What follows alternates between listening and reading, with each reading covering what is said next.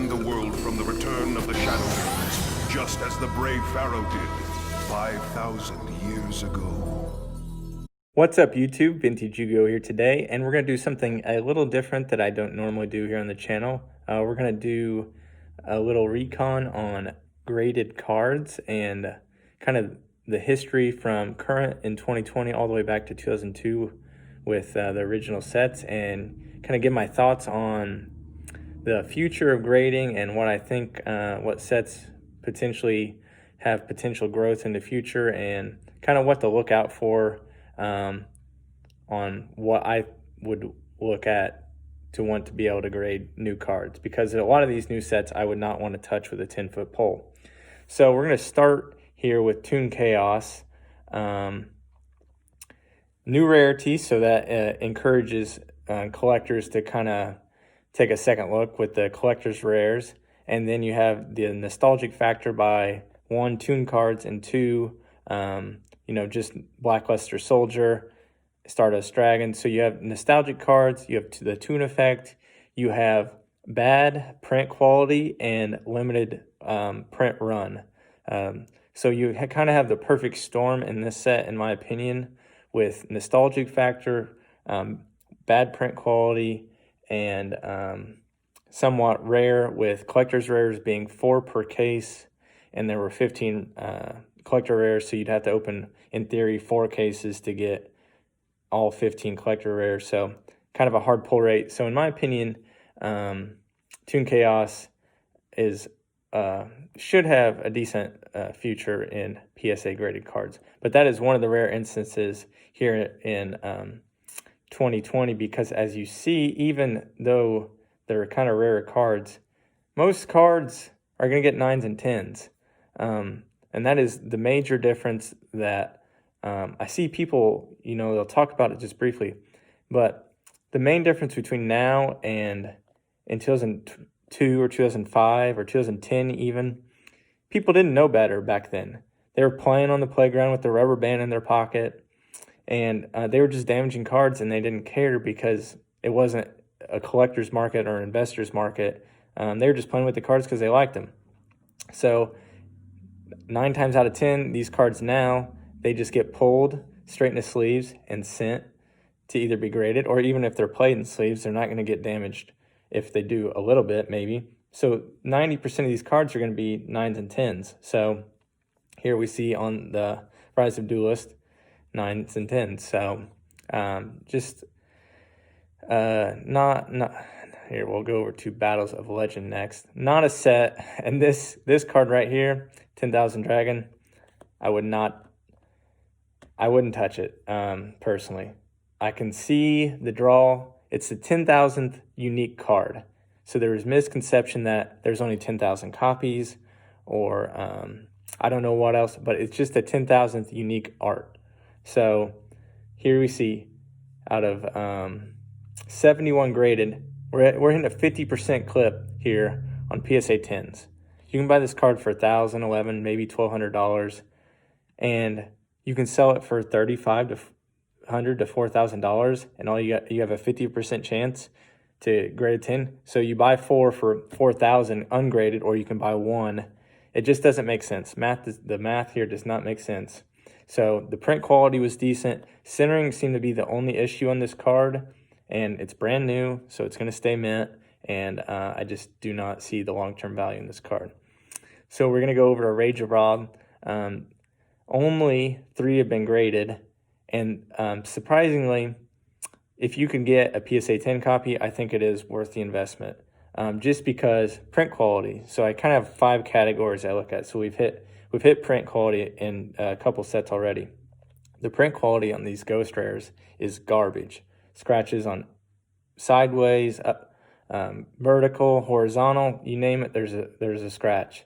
So if someone can magically get it in PSA 10, I think ungraded near mint are selling for about $250. I would gladly pay, $700-800 for a PSA 10 and not try to buy 3 ungraded cards to grade it. So I think PSA 10 value in this card has some long-term value. I mean, you got the nostalgic God card connection with the anime, and the original GBI God cards. So, and I think there is decent demand, and so I think in the long term, if you can get PSA 10, anything besides PSA 10, stay away from. Here once again, just a newer set here in 2020, and we're seeing the trends here of just all 8s, 9s, and 10s.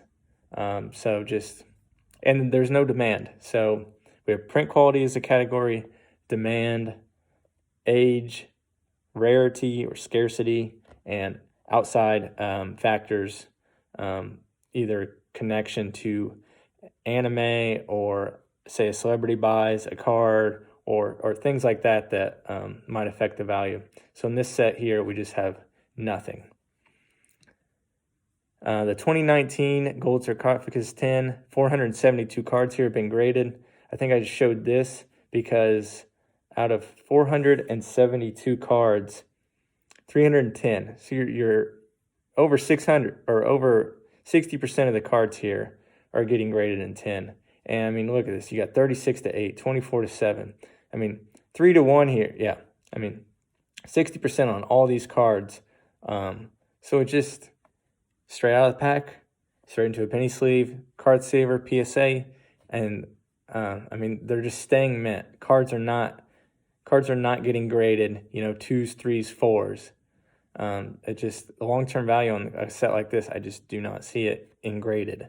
I mean, there's going to be meta relevance to some of these cards where cards are going to spike, but this video is going to be mainly focused on long-term grading value and grading strategy. So out of the 5, I don't know the print quality on this, but based on the looks of it, print quality, centering, things like that looks pretty good. Demand, age, it's new, and I'm sure they were ripped open, so it's not that rare. And I think here we're showing same thing. Out of 130 cards, 19 have been graded 9 or 10, and then 129 out of the 130 have been graded 8s or above. So I mean, just if you like the card, grade it. Like I have a bunch of worthless cards graded, but don't look at it as this card's going to jump 500% because it gets a 10. Everyone's pulling pack fresh 10 cards, so just because it has a 10 label on it doesn't mean it's going to jump 500%. So kind of here we're beating the drum. 2018 cards, still people are very aware that these I'm going to grade these cards straight out of the pack. You're not seeing any of these cards get less than an 8. Here's a big set, 1,400 cards graded, and I mean, over 1,400 of the 1,460 were graded 9s and 10s. So just this set is not going to have any long-term value because the ratio between 10s and 9s, I mean, there's 2 10s for every 9. So I mean, you want to look down in the weeds at these numbers and see which cards.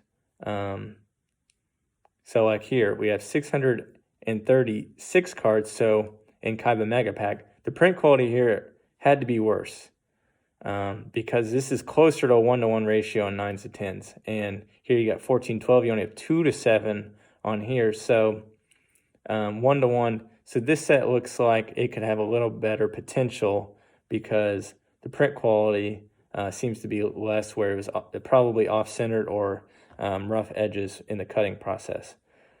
So we'll move on to World Championship promos. I think these came in the envelopes, and I mean, you see this. Like, I would not pay extra for a PSA 10 here at all. Out of 191 cards, three quarters of the cards are getting 10. So just move on and buy the ungraded.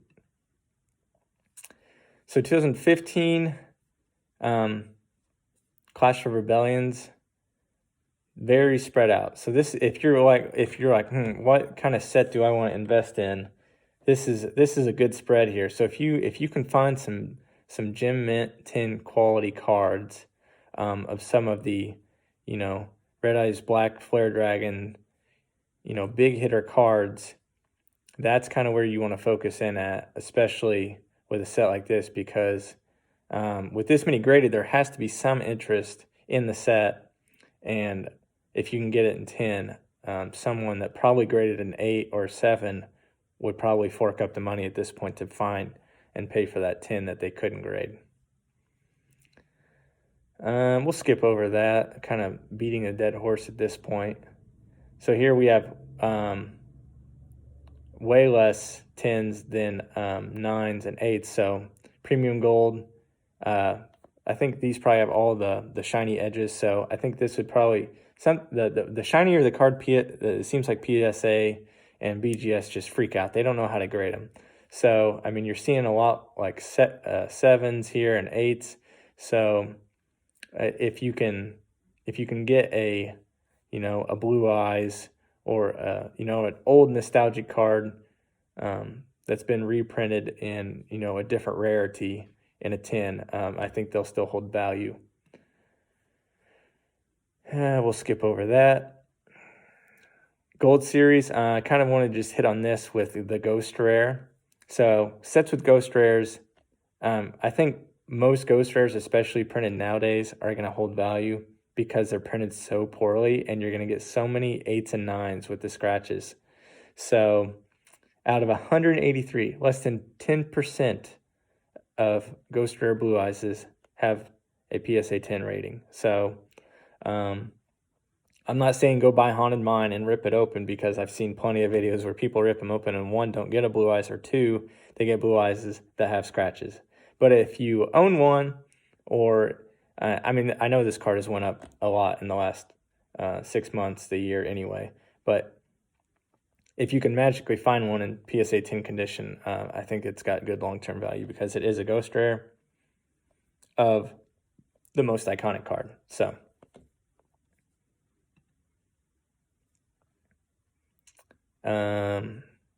skip over that. Just kind of here showing we're in 2012 now, and there's still a pretty good high clip here of just 8s, 9s, and 10s. So I'm kind of trying to show a trend of from 2020 down to 2002, how many more cards you'll start seeing here in the 7 to 3 range, just to show that how many more cards were actually played with and damaged, but still have enough nostalgic meaning to people that they probably know they're going to get 2s and 3s, but they send them in anyway because they just want them encapsulated.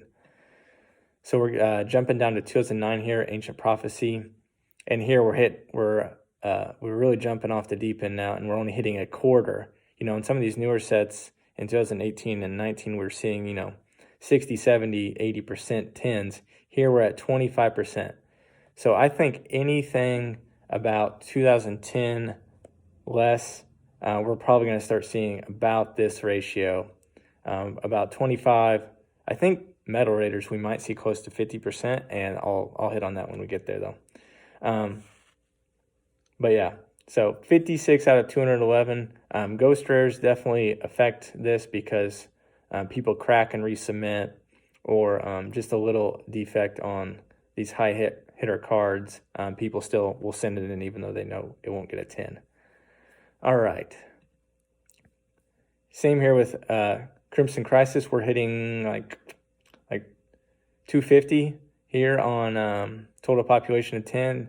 So we're a decade old here, and people in this era still don't. Grading wasn't really a thing for Yu-Gi-Oh. I graded my first card in 2016, 2015 maybe, and there were not grading Yu-Gi-Oh cards was not a thing then. I mean, there definitely was some out there, but it was nothing like it is today.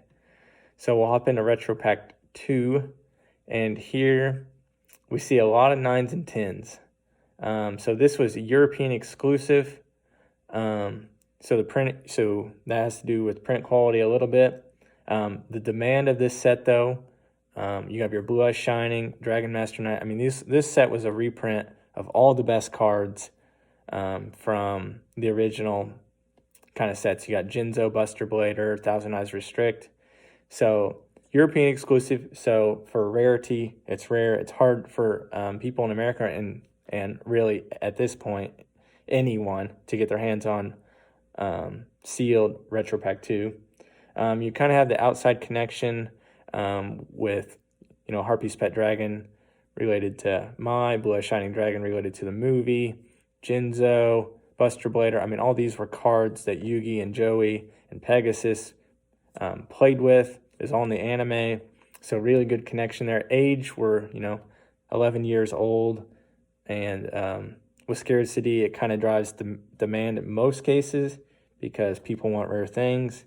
And the print quality, I've opened probably about 40 to 50 packs of Retro Pack 2, and definitely can see here why it's about 50-50 on 9s to 10s, because a lot of the corners have little white nicks. Retro Pack 1 was horrible with the whitening straight out of the pack, and Retro Pack 2 on the secrets have pretty poor centering.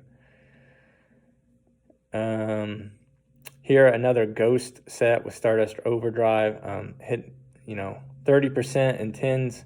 So sets with Ghost were ripped open because Ghosts were so hot back then that even cards that didn't have value still have good value because they were ripped open and the other cards were just kind of disregarded. And so finding them in 10 condition, someone's favorite set out there is Stardust Overdrive, and they probably want a complete hollowed 10 set. So, if you have, most of these cards are just pop 1, pop 2. So if you have some of these cards, there might be value there because they're hard cards to find just based on these packs were not in first edition booster boxes, so that kind of drives scarcity as well.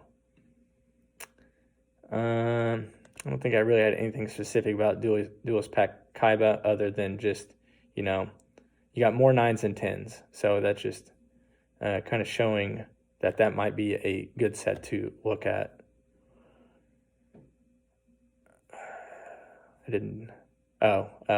So these kind of go for, $30-$40, and these have kind of been printed to oblivion. And here you see not a good set. You're 500, 50% here, and then you're like 80% here within your 9s and 10s. So just a set to completely avoid in long-term investing. Gladiator's Assault was just such a massive set that if you can get your hands on a Necroface, Magic Formula, pretty much any of the secrets, or once again Ghost, good long-term investment in my opinion. I've seen so many Gladiator's Assault packs ripped open and nothing good pulled. So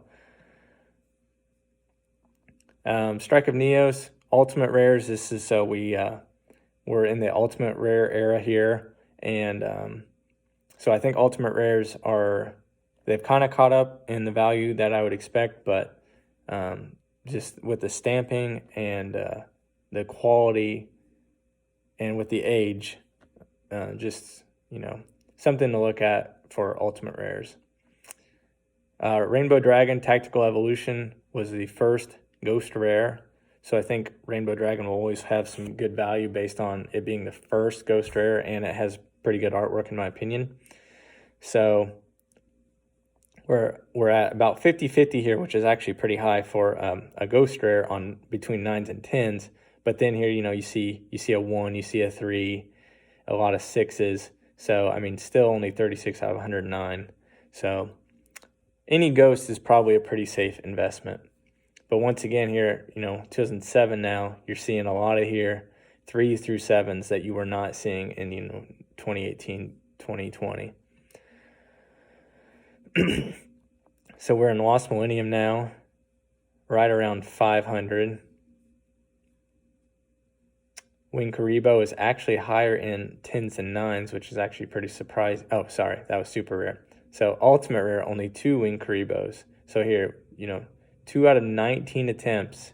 So Ultimate Rares in this era kind of trump everything else, especially the ones that are supers and ultras that can be ultimate. I would stay away a little more from the rares that are also printed as ultimates just because they're in the cheaper boxes. I just kind of wanted to go through all these 2003 cards here. So Pegasus starter deck, out of 288, 70 out of starter deck. Joey, only 100 out of 500 are 10s. So, you're seeing, 25%, 20% of these cards, English sets, being graded 10. I don't know why they show LOB here in 2003. LOD, here we go. And I'm actually surprised it's actually that many 10s out of that. But I think, yeah, I have it specifically up here. So a card I don't own that's kind of went up here recently, Red Eyes out of starter deck Joey. I've just avoided it because it's the exact same artwork as LOB, so I don't really care to have it. But 41 out of 243 attempts, and it's pretty low pop. So starter deck cards are always going to be popular with people because they went to the store, walked in the gas station, whatever. They saw it. That's one of the first things they probably bought if they got into Yu-Gi-Oh back in 2002, 2003. So starter deck cards are always going to be popular with collectors. So same with Pegasus here. We have relinquished 21 out of 83, so about 25% as well. So I don't own either of them. So but would probably like to eventually. Here, LOD, this is so print quality on this set is what drives the price. 41 of 216 on Yatagarasu, and then we'll scroll all the way down here to the bottom. Injection Fairy Lily, 32 out of 300. So, I mean, you have 215 out of 300 here in the 8 and 9, and 32 in PSA 10. So, I mean, this has got dollar signs written all over it here because centering, print quality, and you have the demand of the hentai factor with it, being a nurse on a needle. So you got kind of the good artwork factor. It's rare in PSA 10. The age of this set is now 17 years old. So you kind of have like a very safe investment here in the long term if you could get your hands on one.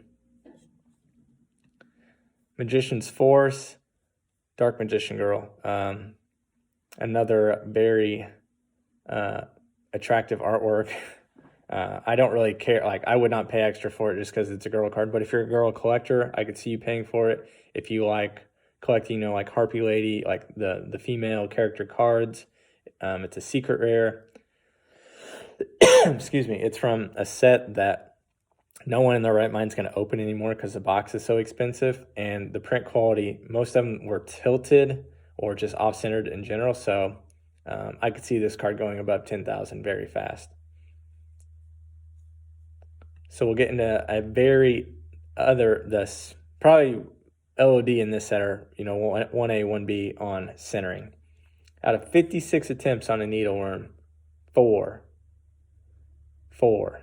out of 56 have been graded 10, and I know one of them, and it's absolutely horrendously off-centered. 4 out of 26, 4 out of 27, 5 out of 20. 4 out of 6 on Horn of Heaven is actually very surprising. But just horrible print quality on centering. And Tournament Pack 3, it's kind of a little offset because it's not actually one of those LOB, MRD, MRL sets. You'd have to be kind of a Tournament Pack collector, but I think these will definitely hold value in the long run and just kind of, you see 5, 6, 7, 8s, 9s here, 101 9s to 35 10s. And that's a really good sign that this is, if you have some 10s in this set, that it should be a pretty safe investment. And I just want to reiterate, there might be some well-centered 8s and 9s in here, but these cards were played with. Needleworm was a staple.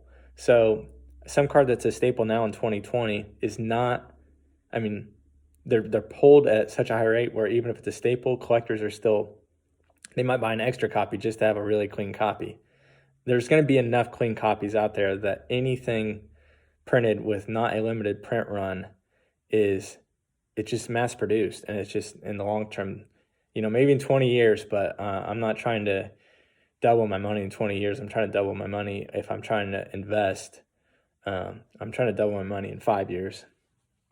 So, all right, we're getting to 2002 card sets here. So, starter deck Kaiba, 217 out of 100 or 1,200. Starter deck Yugi, only about half the amount of cards have been graded. So I think there's some room for growth here. Everyone likes Kaiba. Blue Eyes is king, but I think Dark Magician is falling a little far behind. in that regard. We have 12,000 cards here in LOB graded, and only 428 cards, or 4,200 in PSA 10, so about 33%. Metal Raiders here, actually around 50%, and that's because of the print quality.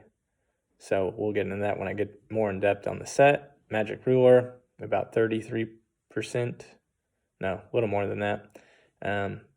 Dark Duel Stories we'll get into here in a little bit. We'll go into starter deck Kaiba here. We have 493. Oh, that's unlimited, but still 1 to 10 on even unlimited. Just shows how much these were played. I mean, look how many 2s and 1s and 3s and 4s and 5s were graded. But it's not like that is like I remember starter deck Kaiba Blue Eyes.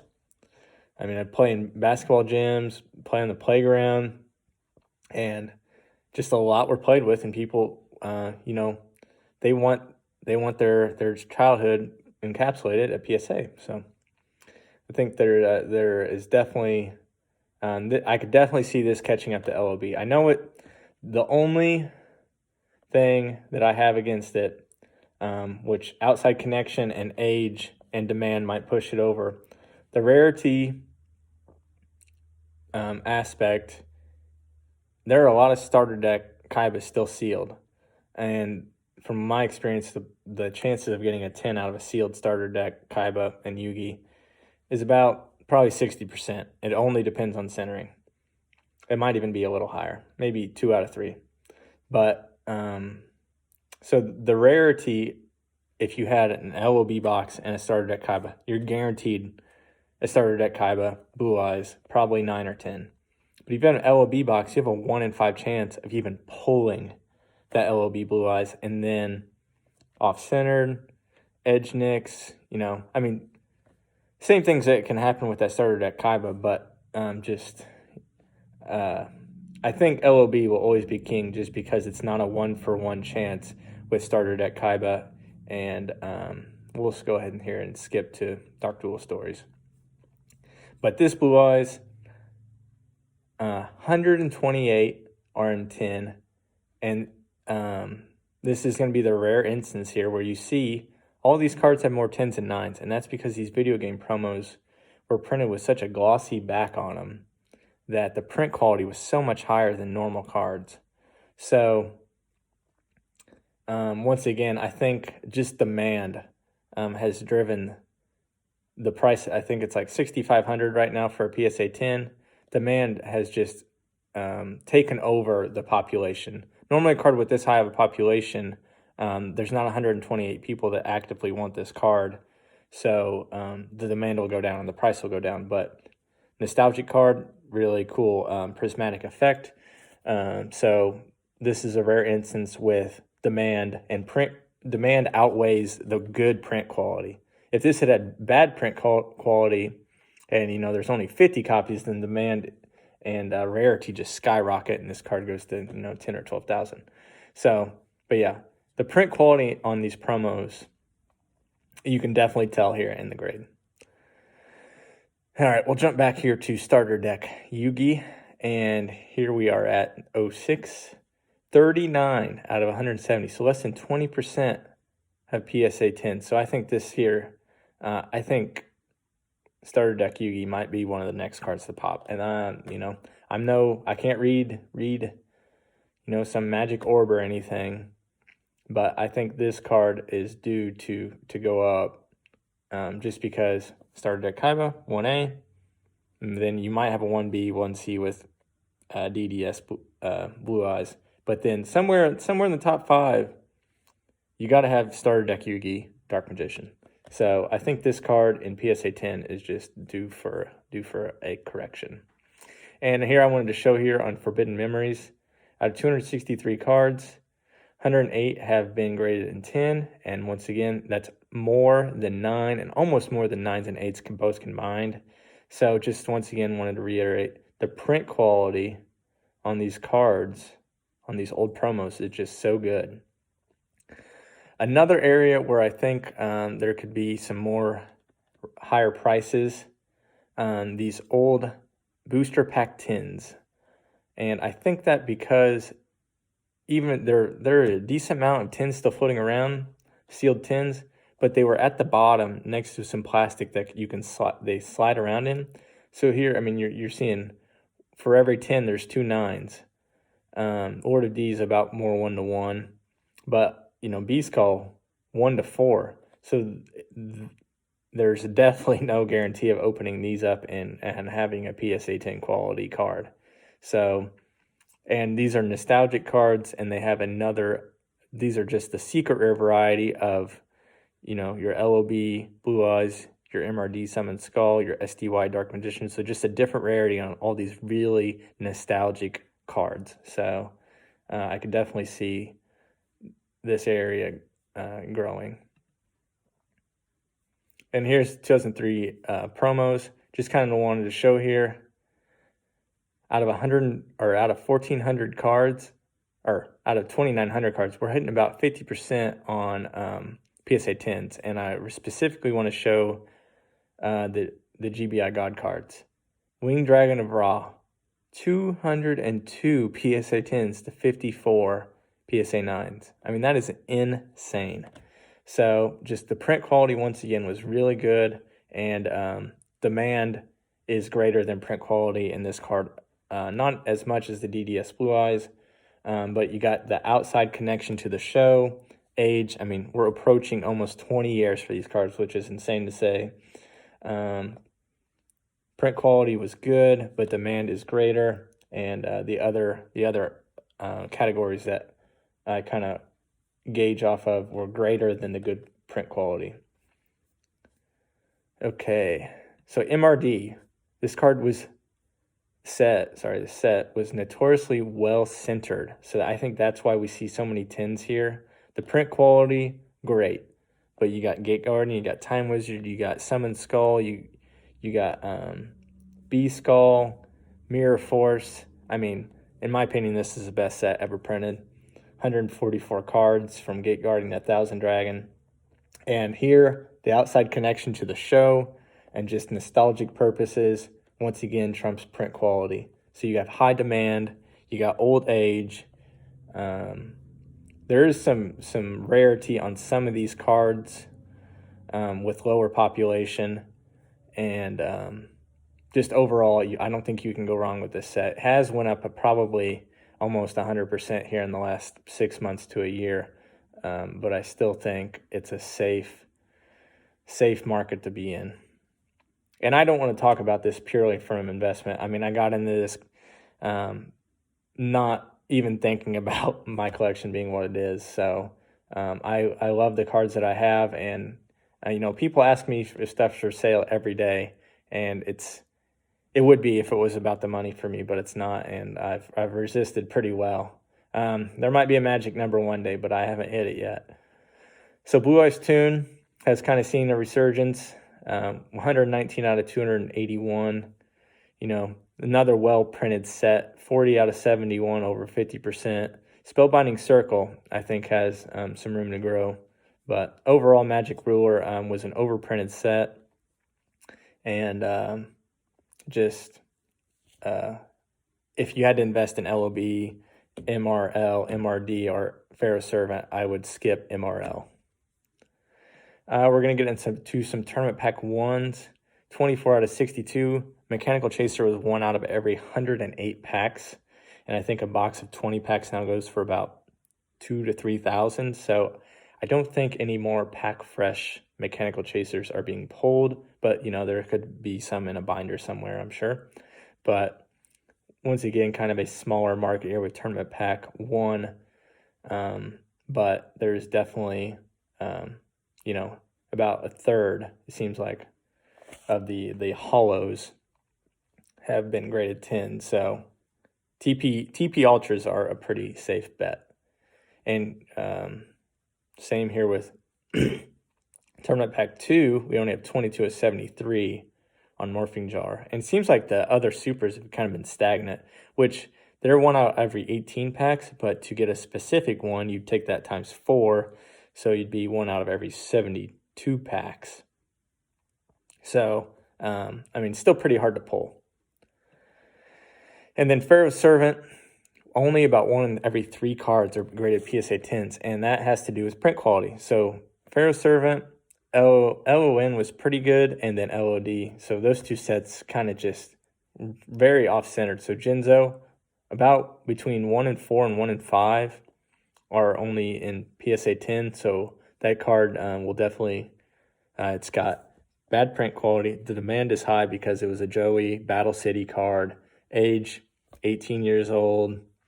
We have the outside connection to the show and rarity. Secret rare for one. So you hit the secret rare, you hit the nostalgic collectors, and it's just rare because only 55 out of 231 attempts exist.